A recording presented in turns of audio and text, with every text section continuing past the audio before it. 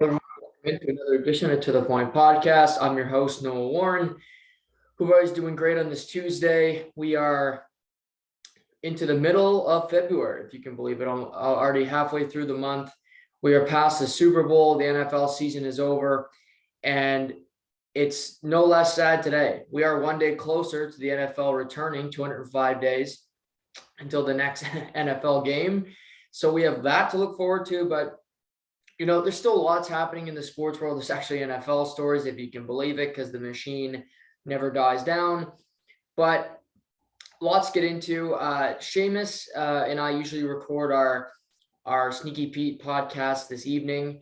That will be taking a hiatus this week. Shay is busy. We're going to let him finish up the Anderson file, if you will, him in the accounting world, get his work done. So he'll return next week. Other than that, like I said, Casey Ward will join me later in the week on Thursday.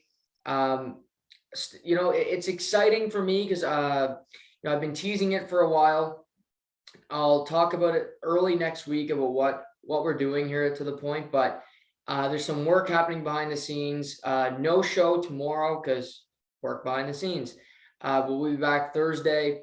So still podcasting. We've got to get some podcast work done as well. So I'm taking a hiatus tomorrow from the podcast, but Casey will join me Thursday. We'll talk about all things hockey, all things NHL, and even some more stories from around the sports world as well. But yesterday I ended the show by teasing the conversation about talking about the Tyler Toffoli trade in the National Hockey League. And let's start there. And let's start with Montreal. I went into detail last week about how I really hated the decision to fire Dominic Ducharme, who was losing at a historic level. And Montreal was pathetic. But if you're going to be bad, be the worst team in the NHL. Don't be the fourth worst team. If you can be the worst team. Now, with that said, with the new lottery system, it's no guarantee that you're going to get the first overall pick. But I'm no mathematician. I'm not a genius, but I do know if you finish last, you have a better percentage chance than any other team in the NHL to get the number one overall pick. So I'm going to go with the numbers on this one. So I said, well, they're hiring Martin St. Louis, which to me was clear why they hired him. He speaks French. And they had to fire Ducharme because clearly the team was playing pathetic in front of him. They felt they needed to change. Again, I'm not in there every day. I'm not Ken Hughes. I'm not Jeff Gorton. But if you fire a coach, Luke Richardson can do the job the rest of the year. There's a 95% chance he won't be back on the staff next year. Maybe Alex Burrows won't either, because I don't think Martin St. Louis is going to be the head coach next year. But nevertheless, they don't hire the assistants who have been on the bench for multiple years. They hire Martin St. Louis, who is coaching, basically his kids' hockey, high school hockey, Pop Warner of the hockey world, if you will. And so far, he's 0-4. The team is still floundering. They lose back-to-back games on the weekend to the Columbus Blue Jackets and the Buffalo Sabres. Not exactly murderer's row. Thank God that the Montreal only allowed half capacity, or I think they're only at 500 people, because you're talking about that team being that terrible. And usually Super Bowl weekend is a great crowd in Montreal. It's a great, go watch a couple afternoon hockey games. Then you get to watch the Super Bowl in downtown Montreal. Normally, sign me up. But you have to watch Columbus and then Buffalo play the worst team in the NHL, the Montreal Canadiens. Tickets would not be selling this past weekend. I'm telling you. But they give up a goal with 8 seconds left. So they lose that one, doesn't get his first win. Then the next day, they lose to Buffalo, where Jeff Skinner, who was left for dead, who has one of the worst contracts in the NHL at $9 million a year, puts up a 4 spot on the Montreal Canadiens. 4 goals. And not to mention, through all of this, Carey Price is not going to play this year. Jake Allen's on IR. I wouldn't play him another game this year. They go out and trade for Andrew Hammond. aka the Hamburglar, if you remember his days in Ottawa, where he basically was the Jeremy Lin of the NHL for a very short period of time. So that's where things are. But what is the team on the ice couldn't be less intriguing. You don't want to watch them. There's nothing entertaining about them. They're not going to make the playoffs. But what is interesting about the Montreal Canadiens is what they do between now and the March 21st trade deadline that is almost a month away. And it started yesterday, where Montreal dealt Tyler Toffoli, a guy who was really productive for them last season, to the Calgary Flames. And, thinking about this trade over, nobody's been harder on Brad Treliving than me. Nobody. I think he shouldn't still have his job. I think it's honestly, it's a trade. He's a guy that has fired 5 coaches. He's kept the same core pieces in co, and that team has never won anything. So just putting 2 and 2 together, you're thinking, well, why does this guy have the job? That's my question as well. But nevertheless, he brought the same bunch back. But you look at the team and say, well, if we can get better goaltending, if certain players can step up, maybe we can have a season to remember. Maybe I can keep my job past this season.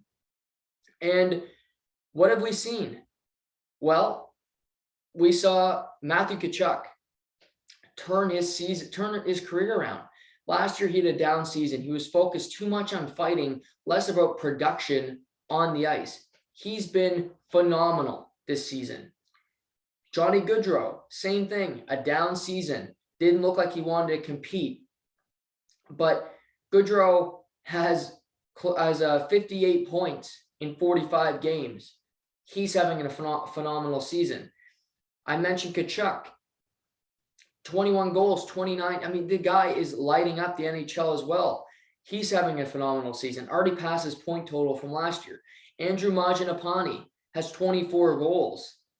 He's going to score 30 this year. Who could believe it? They're getting production from around their lineup. Michael Backlund is a fantastic center at just shutting down the opposing team. And something this team does so well, and something that is really impressive about this team, is just how physical they are.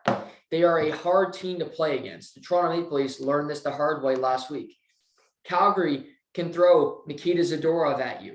They can throw Eric Goodbranson, Chris Tanev, Brett Ritchie, Milan Lucic, Matthew Tkachuk, Dylan Dubé. All these players play with bite.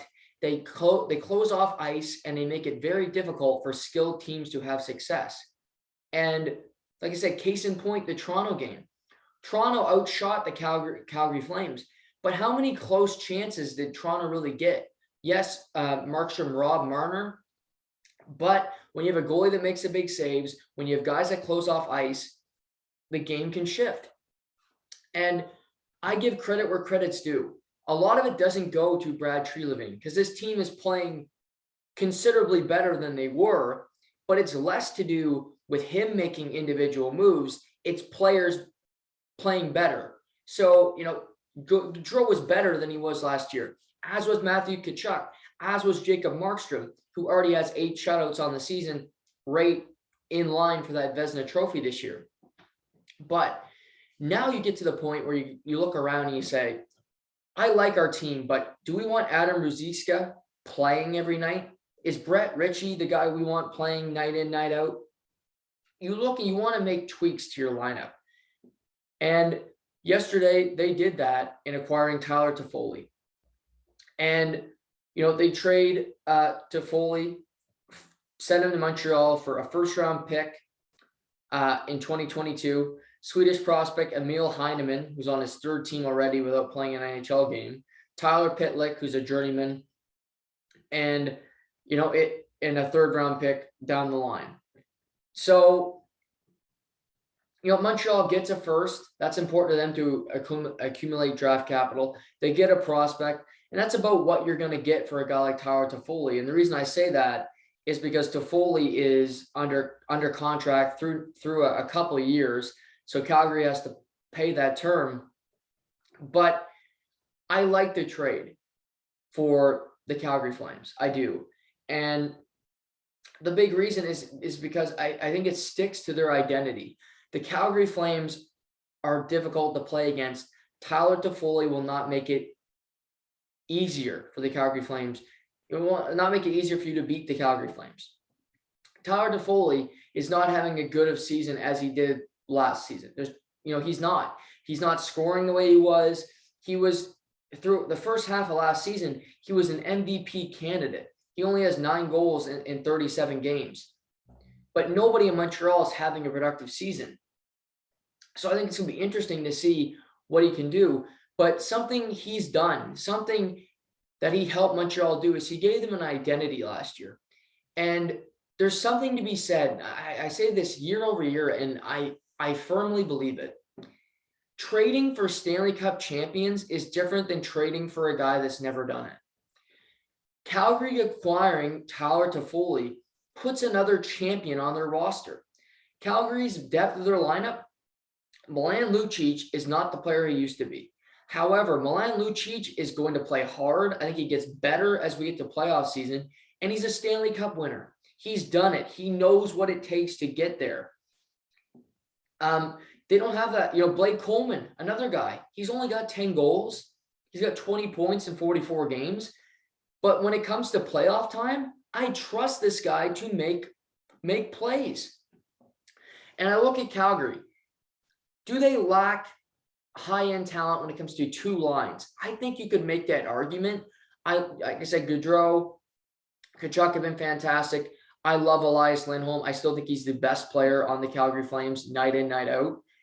But I think getting Toffoli was to get that playoff experience, make the team harder to play against, continue to mold that into your identity. We're not going to be a pushover. You play us in the playoffs, you're going to have to physically beat us in a best of 7. I don't think that's going to be easy to do. But I also think this is a way to try to awaken the old Sean Monahan. And I don't know if it's going to work. Sean Monahan was a fantastic player. You look at his production. 2017-18, he had 64 points in 74 games. 2018-19, his best season, he had 82 points in 78 games with 34 goals, career high. Since then, in 2019-20, 70 games, he had 48 points. In 2020-2021, 50 games, 28. He's got 19 and 45 this season. He is not what he used to be. He's gone through so many injuries. In one offseason, he had 8 surgeries. He's been battered. He's not the same player. His speed isn't there. But who's starting with him tonight? It would be Tyler Toffoli. And I like this because Toffoli is not a burner. This line is not going to be a speed line, so to speak. Toffoli, Monahan, and Dylan Dubé. This has the potential to be a third line. And I look at the team. If you have that as your third line, so to speak, well, then you have Lindholm, Goodro, Tkachuk as your first line. Well, you could throw Backlund, Majanapani, and my guy Blake Coleman. So I do think this team, they might have 2 third lines, if you will, instead of a second, big line. But sometimes it's more important to have 2 third lines are better than a second line with no depth. I think you look at this team comes to mind, the team they played the other night. The Islanders down the stretch ran out of guys. Beauvillier had a great second round, but he was an unproven player. When it came down to it, John Gabriel Pageau wasn't scoring goals. Oliver Wahlstrom was injured. They didn't have guys. It was Barzal or bust down the stretch. And ultimately, it was bust because they didn't get scoring from other guys. What did Tampa get in that Game 7? Yanni Gourde scores a shorthanded goal, the only goal of the game. In the Stanley Cup Final, the line of Blake Coleman, Barclay Goodrow, and Yanni Gourde combined for 7 goals in a 5-game period. That was pivotal. They don't win the Stanley Cup without that line being as productive as they were.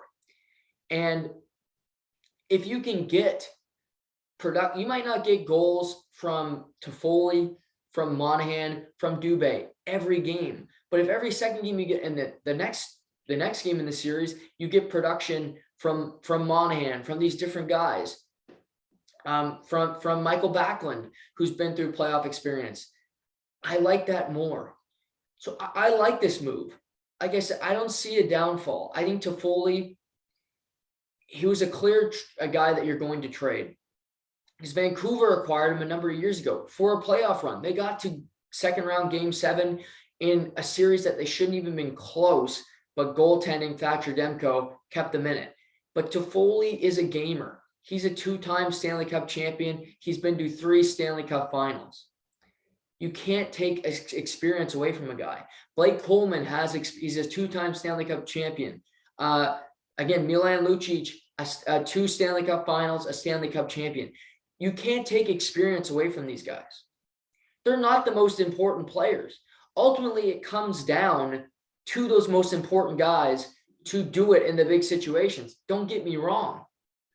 But Blake Coleman can say, I've been there. The last 2 seasons, I was in a cup final. Tyler Toffoli can say, hey, I won 2 cups on a line with Jeff Carter and Tanner Pearson. We were critical to LA winning Stanley Cups. That 70s line that you hear about, you can't tell the record books of the LA Kings without hearing about that 70s line with Carter, Pearson, and Toffoli. It's as simple as that. His production, the Los Angeles Kings are not Stanley Cup champions. So I don't think Tyler Toffoli, this season has been a write-off because it's been a write-off for every player on the Montreal Canadiens roster. If I believe Jeff Petrie will be traded, I think a team can get a really good bargain for Jeff Petrie right now. I think with the change of scenery, I think getting out of that black hole, I mean, don't get me wrong, Jeff Petrie has played like he's forgotten what hockey is this season. He's been terrible. But you get him out of that situation. Jeff Petrie is not what he was in Edmonton. He's a really good hockey player. He's only got 7 points on the season. That's not Jeff Petrie. But he's asked to be the number 1 defenseman. He's not a number 1 defenseman. Tyler Toffoli is not a number 1 right winger. He's not going to be asked to be that here. You see where he begins. He's with Monahan, the struggling third-line center, and Dubé, who is he's a hardworking, player comp, Zach Hyman, Michael Bunting type player, if you will. I could see Dubé being a Blake Coleman, a Barclay Goodrow on a Stanley Cup winning team.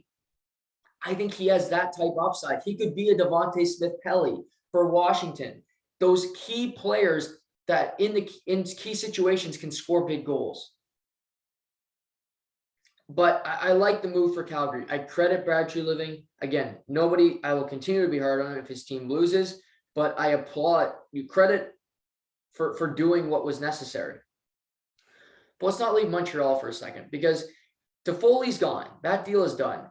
But that's why I said this team is interesting. Nothing on the ice about this team is interesting at all. But what does interest me is who gets traded during this offseason period, during this trade deadline period. We have a month. These are the guys I think are locks to be traded. Ben Sherratt will be traded. I've said this for weeks. If the Toronto Maple Leafs don't find a way to get that deal, I think it's a mistake. Dubas should take the heat for that, because I don't think there's a defense unless there's a trade I don't see coming. I don't see a move that would fit better with the Toronto Maple Leafs when it comes to what they need on the back end. John Klingberg is not what they need on the back end. They need a stable guy that can play defensive hockey, because they might have beaten Seattle last night. Seattle stinks, but can you make key plays? Can you make a smart play to get the puck out of the zone? Sherratt will do that. He's also a big defenseman. That's how you win Stanley Cups, with big defensemen, not little thin ones that can get run over. I fundamentally believe you win Stanley Cups with great goaltending and a strong back end. And I like my back end to be large men if I can. They don't all have to be built that way, but I want a Shea Weber and a Ben Sherratt. I want a defense that it has girth, that is hard to play against, rather than a Sammy Girard, a Cale Makar, Devin Taves, all built the same. And maybe Colorado will break that mold, but I'd rather have a larger defense when it gets down to the ice being eliminated. But Sherratt, 100% locked to be traded.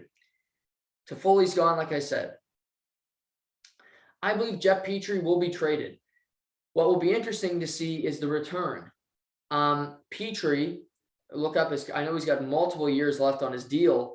He's a really good, like I say, he's a really good hockey player having a terrible season. Getting a change of scenery would do this guy wonders. I don't know if a team like Florida can make that deal work. I think it's going to, again, maybe he gets sold for pennies on the dollar because they look at Montreal and they go, this guy is out to lunch, and they get him for a steal. But it's also a tough deal because he is under contract for 3 more seasons after this one with a modified no move clause, making $6.25 million. I do think he'll get moved, however. Even with 3 years left, it's going to take the right team. Maybe it's a team that we look at and say, they're not going to win the Stanley Cup this season, but they're building towards that. That's an interesting angle to me, because I think you look around and you say, well, does the New York Rangers want to take a look? I think they like their defense score, but I think they're looking for a forward. Pittsburgh, I don't know if they want to take up that cap because they're going to need to sign their guys. That might be tricky to pull off. A team that could use a defenseman. I think this team's going to make the playoffs. I don't think they're a threat to win the Stanley Cup, but the Washington Capitals. The Washington Capitals are a good team. I believe they have good goaltending, not great. Ilya Samsonov's had a tough go the last couple of weeks, but they have goaltending. They have a defense that I think could be vastly improved. They lost to the Senators on Sunday. They just, you look at their team. John Carlson, you like John. He's a really good defenseman, really good player. But Faveri, Jensen, Orlov's a good player. Justin Schultz, but Trevor Van Riemsdyk. That D-core is not going to win you a Stanley Cup. I don't think that D-core is going to do much for you, to be completely honest.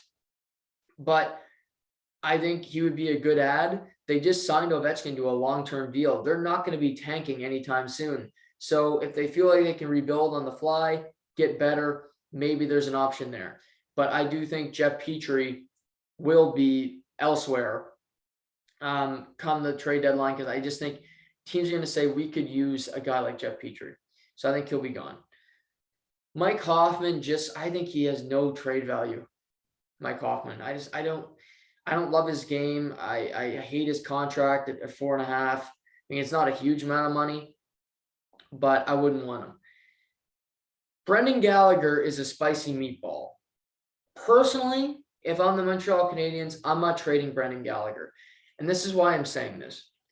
Brendan Gallagher is hated by most opposing fans, which is a compliment, if you ask me. If you go to an opposing team's building and you're booed, it's a sign of respect. And if you're booed in your own building, I heard Russell Westbrook say last week, oh, it's an honor to be booed in your home. No, that means you stink. That means you've been playing terrible and they're sick of you. You go into the enemy territory and you hear the boo birds, it's a sign of respect, and I would take it as a compliment. The reason I wouldn't trade Brendan Gallagher is because I think you need players from the old regime that have been through it, that have worked hard to remain there, into the next phase of the team. I've talked about this being a shorter term rebuild where you got to hope Nick Suzuki can get better. Caulfield can, maybe they bring Price back. No, it could go the complete opposite way, where Montreal is completely tearing it down in this offseason, the next couple of years, and it's completely different than how I see it progressing. But I would keep Brendan Gallagher. I don't think a lot of teams want him with that ticket, but he's a heart and soul guy. I keep him. Armia, if you can trade Armia, trade him. Again, you don't need him. Byron's always hurt. You're not going to trade him, but that's who I see them trading. You're not trading Price at the trade deadline. Jake Allen's not going anywhere. Again, if somebody wants Brett Kulak, give it to him, for free. If they trade Romanov, I'll freak out. You can't trade him. Suzuki's not going anywhere despite a disappointing season. But that's who I see. That's why Montreal's interesting, because they have assets that they can move. And Jeff Gordon has been watching this team for a number of months, and he can look around and say, I don't like this player. I don't think he's in our long-term plans. If he isn't, move him. Because you want your next head coach, again, I don't think it's going to be Marty St. Louis, to have all the cards in front of him to say, this is what our organization is. This is how long this rebuild is going to be. And maybe the head coach is Marty St. Louis long-term, because the team is not going to be any good for years to come. And you hire which is a greasy move, I will add. I respect the Detroit model a lot more. Detroit, they kept, their head coach on for 7 years now, Stevie Y, since they've really gone down a dark path, in Jeff Blashill. He's still there as they're starting to improve. Maybe by the time they're really good, he'll be gone. They paid him. He stayed under contract. The team's gotten better. We go through it all. But I don't, again, Marty St. Louis made no sense. He has no connection other than Francais. And I don't see him as a fit long-term, where he goes from coaching high school kids to coaching grown men and telling them, yeah, this is how I want you to play. But that's why they're interesting down the stretch. Tonight, we'll see the debut of Toffoli. Like I said, Columbus is in town. Dan Vladar will make the start tonight. Markstrom's been playing a ton since the All-Star break, so he'll get the start tonight. Number of interesting games in NHL tonight. You got Bruins at Rangers. Bruins are an interesting team to me. And the reason I say that is because the Bruins, who are fourth in the Atlantic right now, they are sitting with 57 points. They are 8 points back of the third place Toronto Maple Leafs. But mind you, the Maple Leafs, they are tied in games played, so they're very far back. They are, however, 7 clear of Detroit, who's fifth in the Atlantic, with 4 games in hand on the Red Wings. So they're in no danger of not making the playoffs. But Boston lost Tuukka Rask. Last week, he announced his retirement, tried to return from hip surgery, had some complications, decided to hang them up. Good for him. But they're in a weird position because they're a team that's likely going to make the playoffs. They still have some of the best players in the NHL in Brad Marchand, in Bergeron, in my guy David Pastrnak. But you're left looking at this roster and you're saying they're just missing something. In net, I don't trust Jeremy Swayman. I don't trust Linus Ullmark to win a Stanley Cup. The depth of their lineup, Anton Blith or Trent Frederick, Curtis Lazar, Thomas Nosek. They have too many. Jack Studnicka.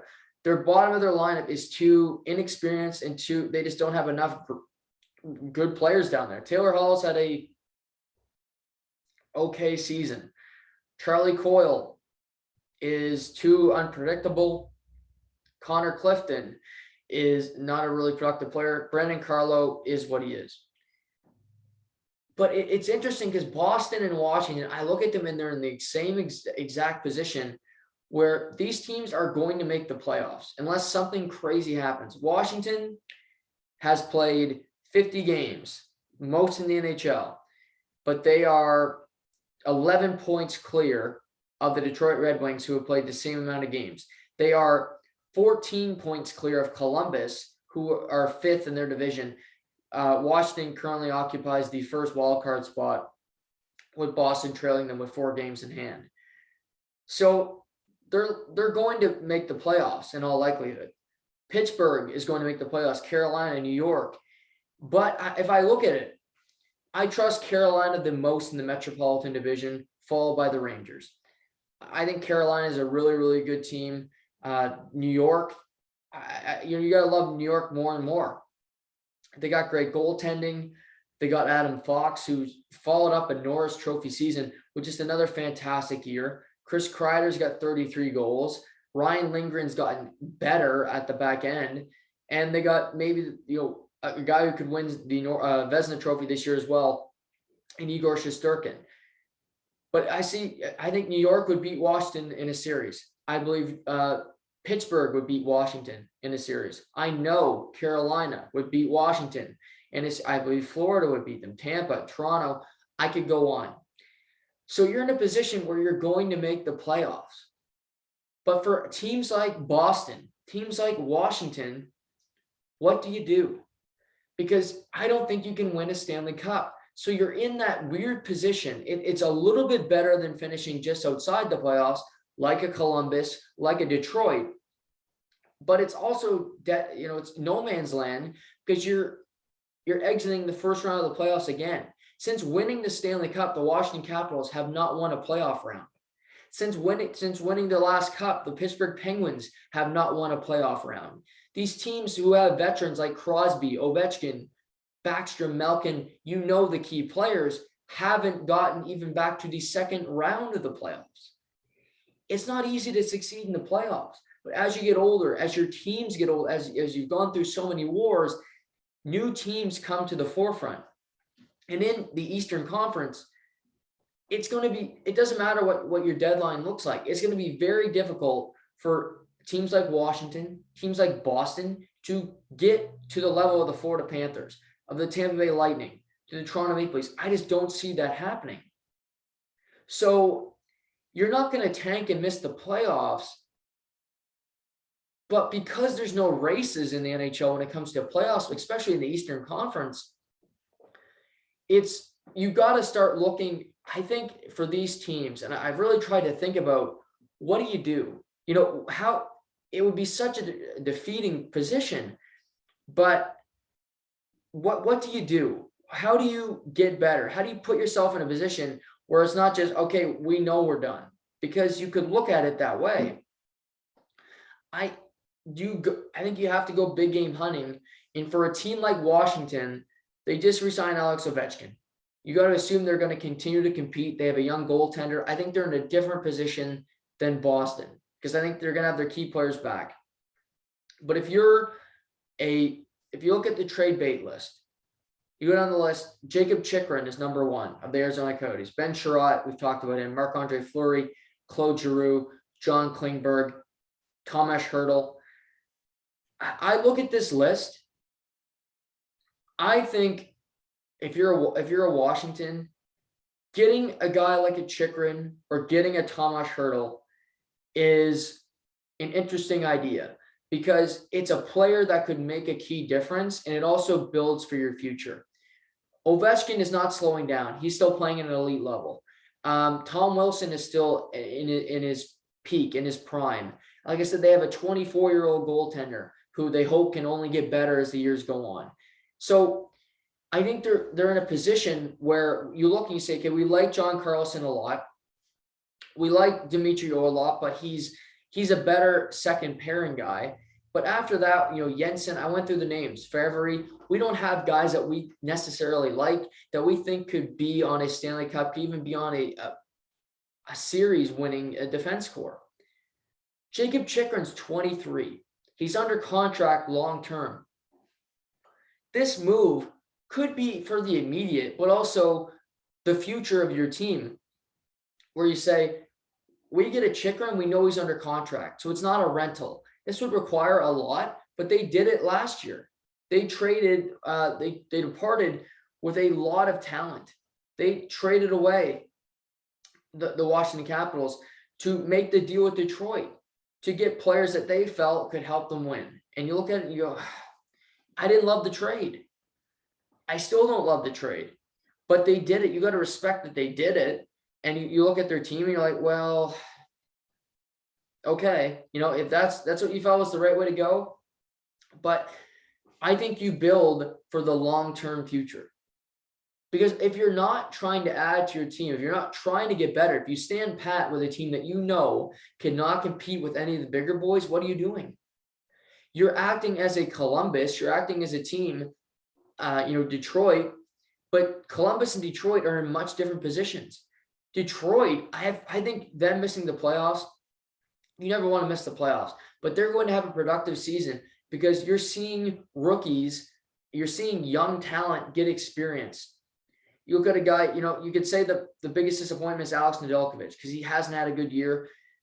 That's something you got to worry about. But you go through the rest. Lucas Raymond is having a good season. He's a young guy. Morris Seider, one of my favorite players, is having a good rookie season. I think he's a stud. I think he should win Rookie of the Year. He probably won't, but you like that. Zadina hasn't been as good. I think Joe Veleno still has a lot more on the cutting room floor. Pius Suter's been a surprisingly good player. So you've gone through some guys and you're like, well, they have some talent here. They've gotten experience.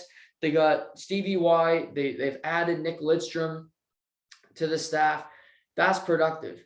But they're in a much different position than a Washington where you're a perennial playoff team. But if they lose this year, it'll be 4 straight seasons losing in the first round. Same with Pittsburgh if they end up losing in the first round, which I think if they play the Rangers or if they play Carolina, they will. So it's Boston. They made it to the second round, but they're worse now than they were last year. So where do you go?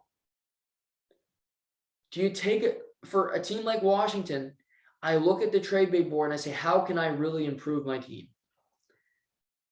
I look at Hertl, you could sign him long-term. I look at a guy like Chychrun. You can add him long-term. You can add to this roster. Getting a Claude Giroux does not change the world for Washington. It doesn't win you a series. It doesn't.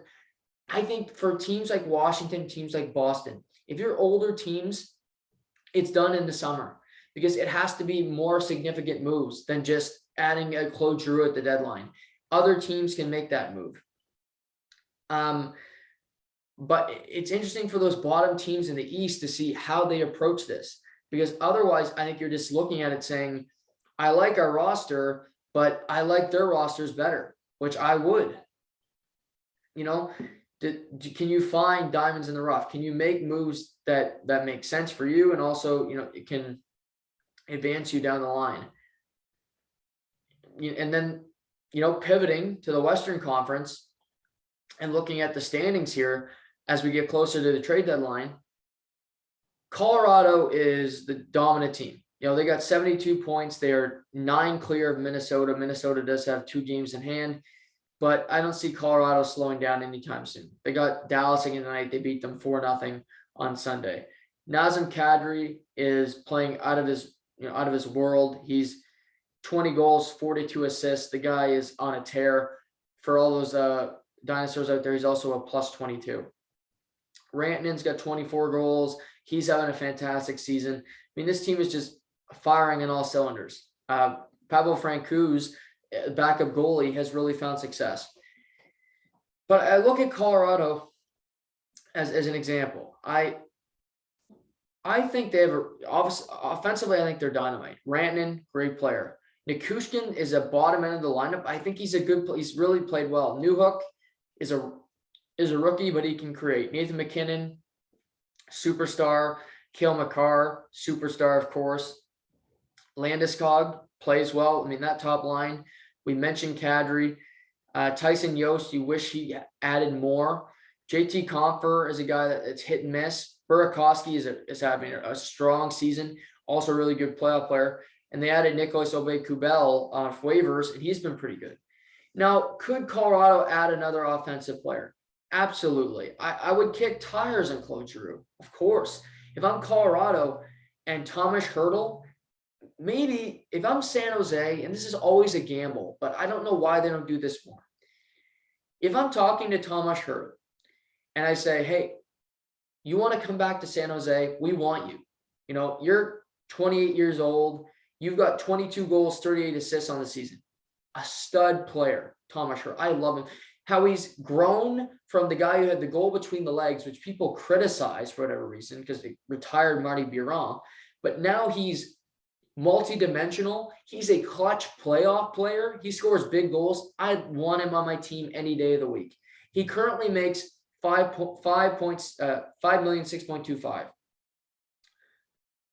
He's going to make close to $10 million. Tomas Hertl is right up there when it comes. He's quiet because he's in San Jose, but do I think he gets close to the Marner money? Does he get close to some of these? I think he will.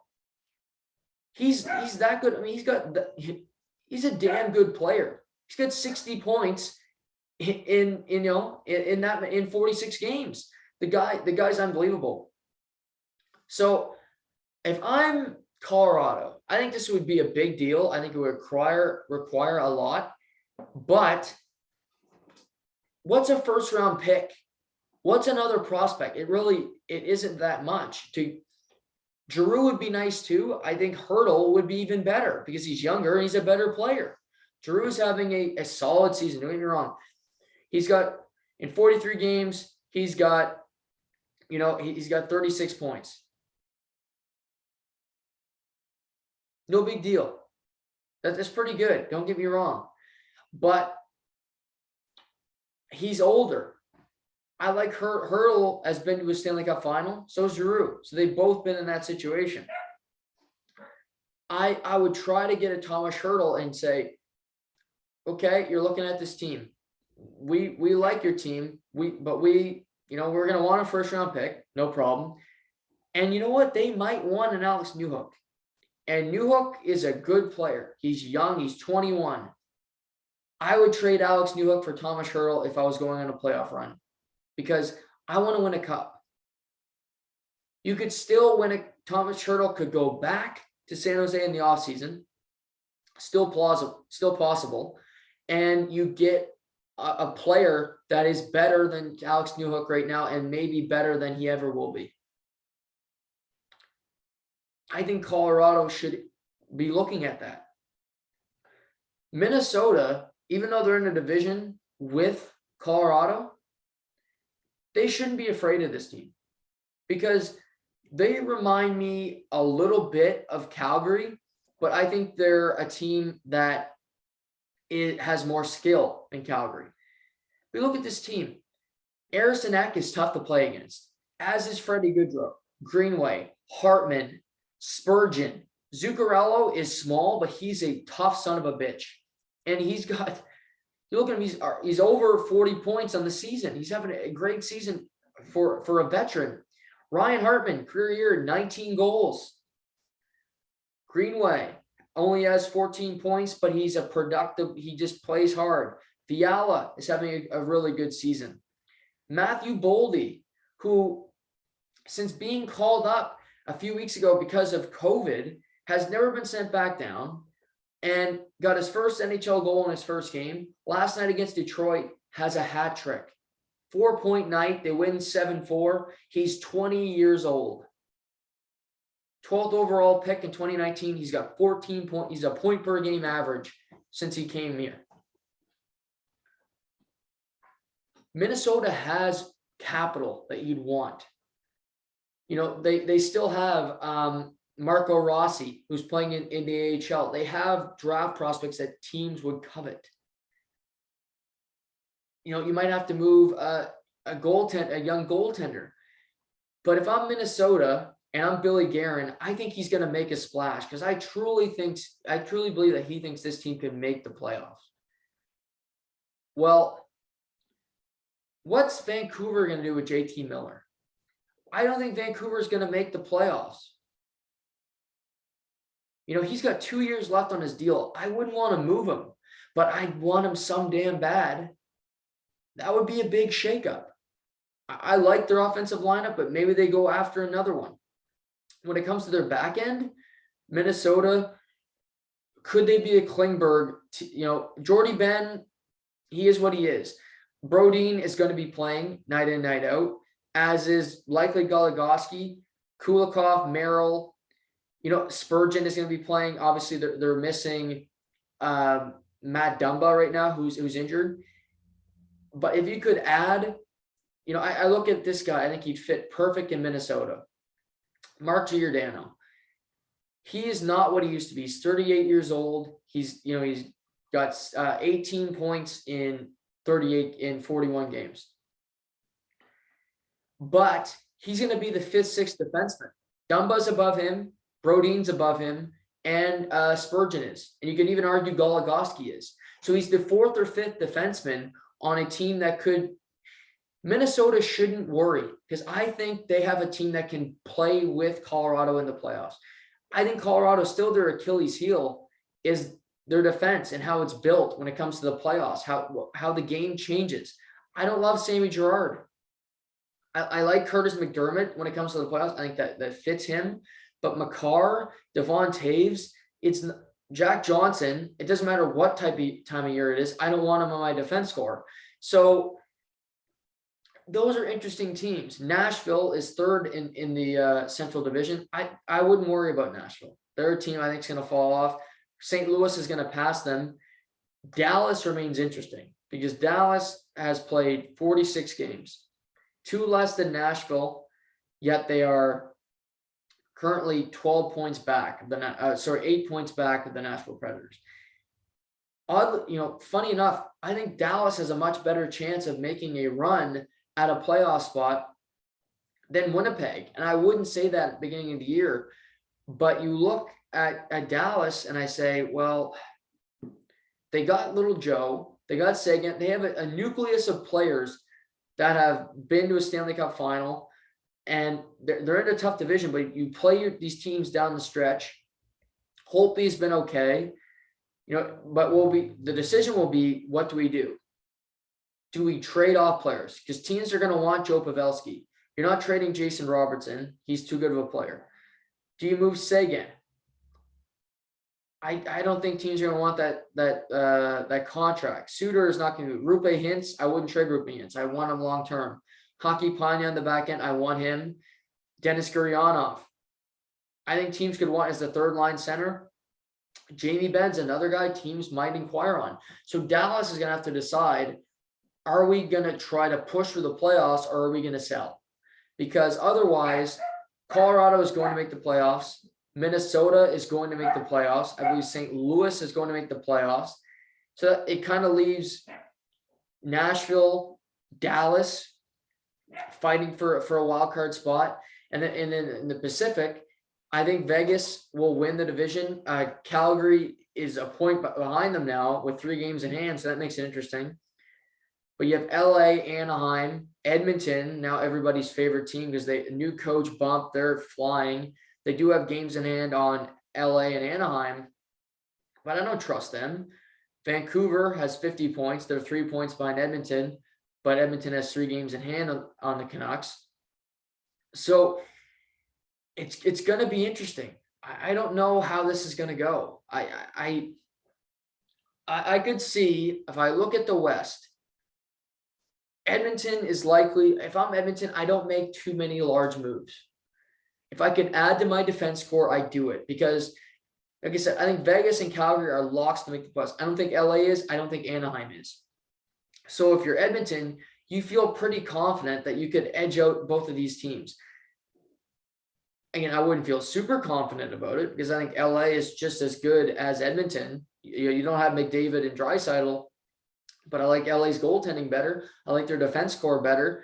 So I think if you're Edmonton, you say, can we add to our defense core without completely killing our team? That would not be John Klingberg. That could be a Mark Giordano, but they already have a Duncan Keith. So that's potentially problematic. Nick Leddy would be interesting in Detroit if they want to part with him. Colin Miller in Buffalo, just looking at the trade bait list. He's another guy that I see having some trade value. I don't want Mark Stahl. But I think it's defenseman for Edmonton. You have your key players. You're not going to sell the farm in a year where you might miss the playoffs.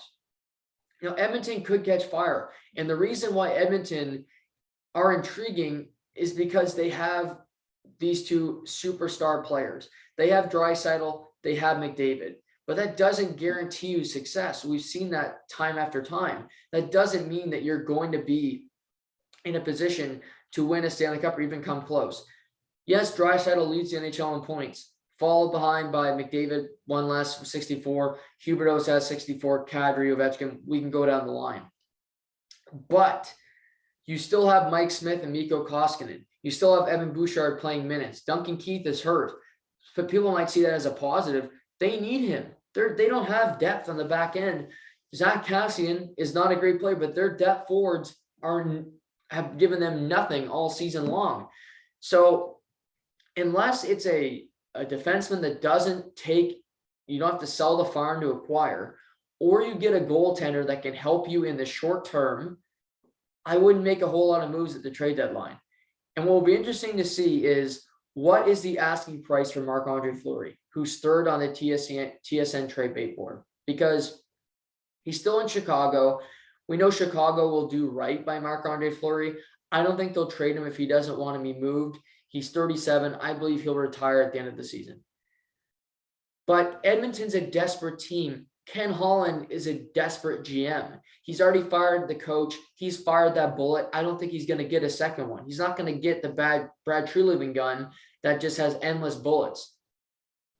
So if he looks at the team and says, it's inexcusable for us to miss the playoffs in this division, which I concur. It is. There's no way that Edmonton should miss the playoffs when you have LA, Anaheim, Vancouver. I mean, these teams are lesser than you. You have the two best players in the NHL. We have to go get a goalie. Well, there's no better goalie than Marc-Andre Fleury. Hudobin is on the list, but if you're acquiring Hudobin, it's a tandem, and you're basically saying, we like Mike Smith more than we like Koskinen, which I already knew, and maybe they like him more than Hudobin. We just want extra security. There's no point in trading for a goalie if you're the Edmonton Oilers if it's not a starter. If it's not a guy where he gets traded and it's a no-brainer, you're like, okay, that's who's starting. It's going to be Marc-Andre Fleury in the playoffs. That's how that would go. Otherwise, the trade makes no sense, because the Blackhawks are going to miss the playoffs. They're a team that I think will sell. Calvin DeHaan is a guy that I think could be moved. Dylan Strome's been rumored forever. He could be moved. They're the only guys I see them no way get traded. Seth Jones is not going to get moved. Brandon Hagel, you probably don't know the name. He's had a really productive season. Good player. He's not getting moved. DeBrincat, you're not trading him. No way. No how. I wouldn't trade Kirby Dach. I don't think they will. And obviously, you have Patrick Kane. Teams aren't going to take Jonathan Toews, but other than that, there's nobody on the Chicago roster I wouldn't even broach the conversation. And that includes Marc-Andre Fleury, because you're going to miss the playoffs. It's a season that's just a disaster. It's been a PR nightmare. Get through it and hope to get better next season. That's all you can hope for. And that maybe Marc-Andre Fleury, you trade him to a team, he can have another Cinderella run. He finishes his career with a fourth chip. And it's a better way that you dealt with a star veteran who's on his last legs than Vegas did, where they basically didn't even tell him he's getting moved and he ends up in Chicago. But down the stretch, all these matchups are going to be important. Like tonight, you have Oilers-Kings. Huge matchup. Oilers trail the Kings by 2 points in the standings. The Kings haven't played since the All-Star break, so they're going to come out fresh, but also a little groggy after not playing for a while. Oilers are on a back-to-back, winning in San Jose last night. And with the Oilers winning tonight, they are tied. They are tied in points in that division. Edmonton would jump to third in the Pacific. So a big matchup tonight. St. Louis plays in Ottawa tonight. Normally Ottawa, not an interesting team, but I look at St. Louis as interesting because they have kind of a goaltending controversy. If you haven't been following this team, youngster Ville Husso has taken the net from Jordan Binnington. Jordan Binnington was the man for multiple years. in St. Louis. He obviously won them the Stanley Cup. He's been dominant, but since then his playoff career hasn't been great. He's been a guy that's hit and miss. And Billy Husso is 10-3-1 in the season. He's got a 184 goals against, 941 save percentage. He's really been the man. He only played 17 games last year. He's played 16 this year. He's already got 2 shutouts. I think there's a goalie controversy. I think this team is good. I don't think they win a Stanley Cup. Barbashev is a good player. Buchnevich has been a really good ad for this team. Clint Costin continues to get better. Tori Kairu's having a really good season as a youngster. He's getting better. Sad's been okay. Braden Shen continues to fight, play hard. Tarasenko, after all the complainings, had a great kudos to him because, he got labeled a certain way. I really like Robert Thomas, but I look at this team and I still think they're behind, Minnesota and Colorado. But, what will be interesting to see is what they do with Husso and Binnington down the stretch, who gets the starts, who ends up starting in the postseason. So that's interesting. You got Caps, Predators tonight, both these teams looking to make the playoffs. Stars, Avalanche meet back-to-back after meeting on Sunday. So lots of NHL action tonight. Should be a lot of interesting games. Flyers, Penguins, which is always fun, a rivalry. And Bruins, like I said, Bruins, Rangers. So a lot of interesting games. Something I've been tracking and I was watching throughout the last week or so is the Olympics, and in particular, the hockey. And the women's side, you have Canada, US, which no surprise will meet for the gold medal. That'll be tomorrow, I believe. It's so confusing with the times. We have Wednesday at 12:10. Canada, US, Switzerland, and Finland will meet for the bronze medal. I think, just kudos to, our women have been dominant, beating Sweden as, 11-0 and just cruising through and defeating the Swiss, I believe 10-3. So, we beat the US in the round robin. In 2018, we beat them in the round robin. We lost in the gold medal game. I'm going to watch the game. I'm looking forward to it, but I'll say it right now. We're winning. You cannot root for anybody except when it comes to my country. Canada is winning the gold medal. Point blank. The Canadian women are coming home with gold. We're going to beat the US by at least 2 goals. It's not a jinx. This is just, I look at the team. We haven't had, I think we got Captain Clutch and Marie-Philippe Poulin. Our goaltending's been good. We have, the 2 leading scorers in the tournament who aren't Marie-Philippe Poulin, if you can believe it. Sarah Filliers had an excellent tournament. And I like that they're getting a spot, that it's a spotlight on the women. And this is my point about the Olympics and how the NHL players aren't there. It's better that they aren't. And the reason I say that is because the women's game can only improve. It can only get better with spotlight, with eyeballs on it.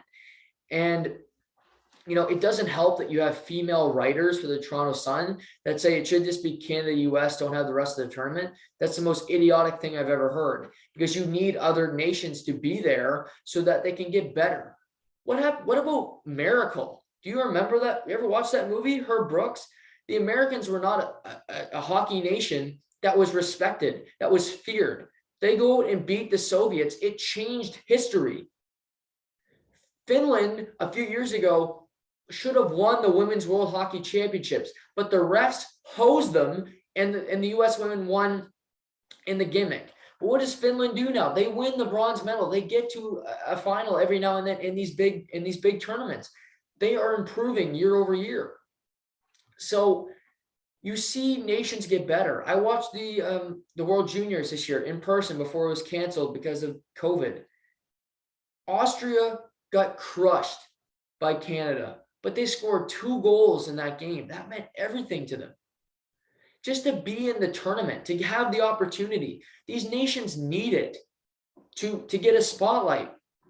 Germany, they got beat today in the men's game. But what did they do? They got the silver medal in Pyeongchang. that they'll never forget that. Yes, it's heartbreaking because you lose to Russia in overtime with the gold medal game, but it put your nation on the map.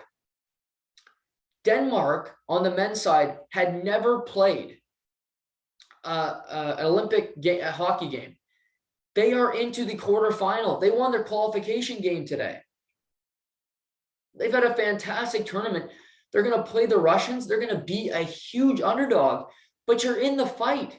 That's all that really matters, is that you have your feet in the ground. You have an opportunity to do what nobody thought was possible. And you got to appreciate that.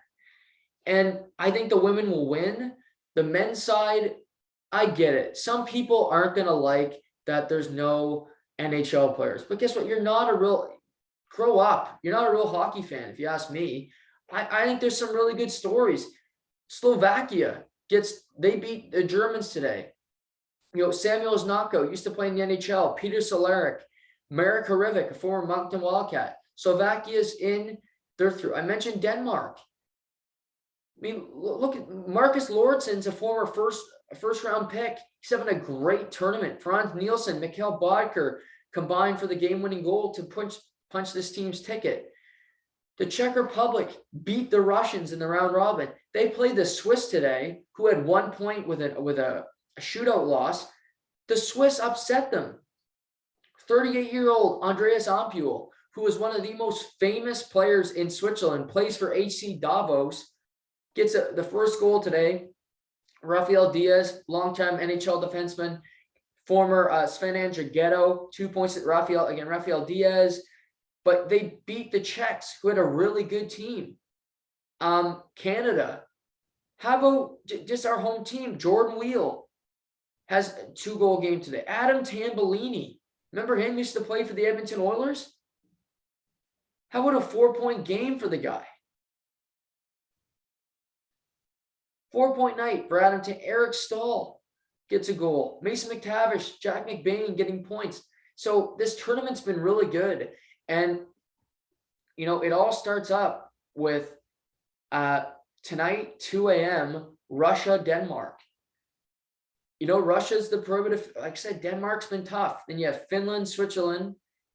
Actually, it starts with U.S., Slovakia. Then you have Russia, Denmark, Finland, Switzerland, Sweden, Canada. For Team Canada, I'm happy we're playing Sweden. I don't think we played that good, but Sweden lost to Finland. They were up 3-0 early in that game. But Finland just they're playing like the Finnish. They have a hard-working team. Timo Hartikainen has had a really good tournament. Sorry. Eero Pakarainen is Mikko Lehtinen, a longtime player over there. So I think the Finnish team is just a little bit better. Uncle Leo Komarov, Michael Granlund, they just have Samu Metalainen as Valtteri Filppula. They have some guys that have done it. Now, Sweden won't be easy. I don't think they have great goaltending, but they do have a lot of ex-NHLers in Christian Folin, Klingberg, Anton Lander, Jacob Delarose, Lucas Wallmark, Marcus Kruger, a Stanley Cup champion, Max Freeberg, a former first-round pick of the Anaheim Ducks. But Oscar Fantenberg recently played in the NHL last season.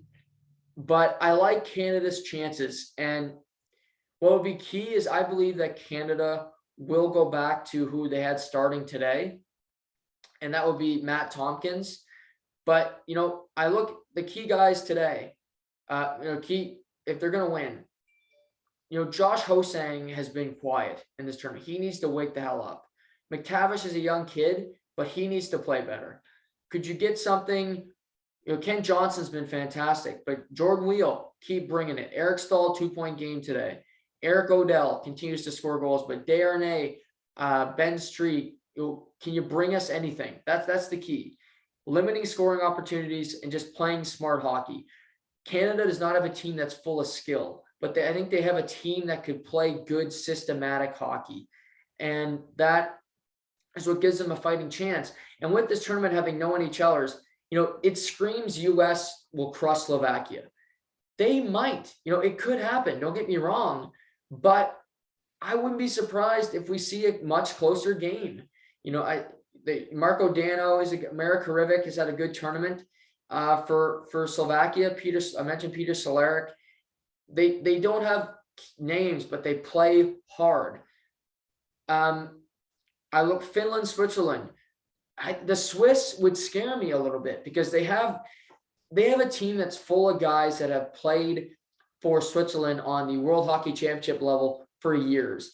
And I think teams like Switzerland, teams like Denmark, these nations that they take that really, they love doing it. And they might not have as much talent as other nations, but not having NHL players, having those guys that just play their heart out, that love, that just sacrifice it, player every night, like Andreas Ampio, like I mentioned, he's 38. Hollenstein's a really good player. Gaetan Haas, Gregory Hoffman has been there forever. Mirko Mueller, Rafael Diaz always plays good. Sven Andrighetto, Yannick Weber is a veteran.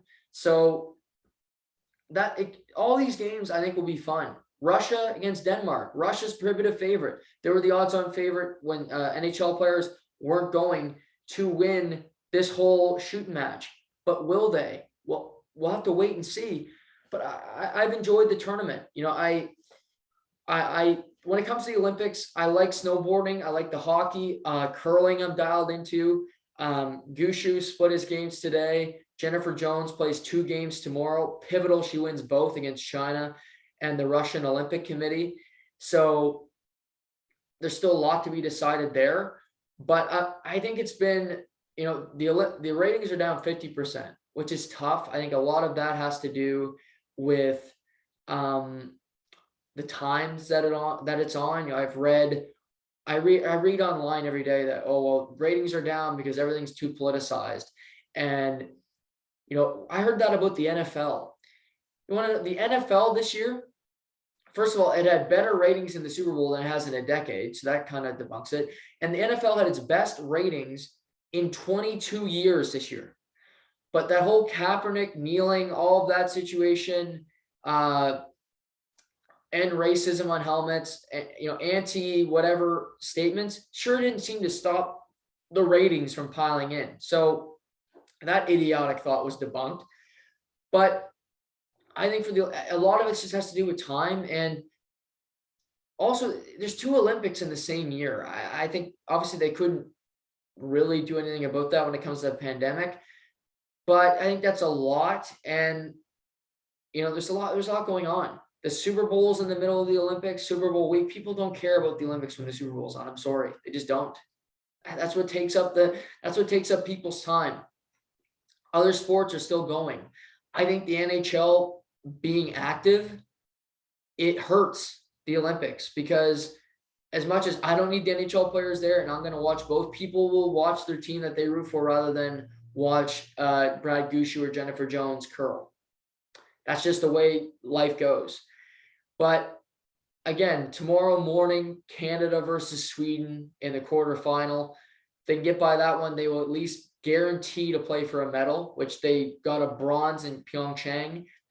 I think it's important for Canada to play for a medal because we're without our best talent. And people, you can say Canada would obviously win the gold at the Olympics if we had everybody. I believe that as well. But if we are the best hockey nation in the world, our BC squad should be good enough to win a gold, in my opinion. It puts pressure on Claude Julien, on these players to go and perform. I think they can do it, but we'll see what gets done tomorrow morning and as we move forward here. But good show today, everybody. Thanks for tuning in. Like I said, idle tomorrow as I got to do some work to prepare for the reintroduction, the new and improved To The Point in the next couple of weeks. No podcast tonight with Seamus as he's hard at work. We're going to give him the week off, but I'll be back Thursday with Casey Ward. We'll talk about everything in the NHL. We'll get into the trade deadline and so much more. But hope you guys all have a great night. As always, thank you for the continued support, comments, everything you guys do for me. Always a pleasure. See you Thursday. This has been To The Point.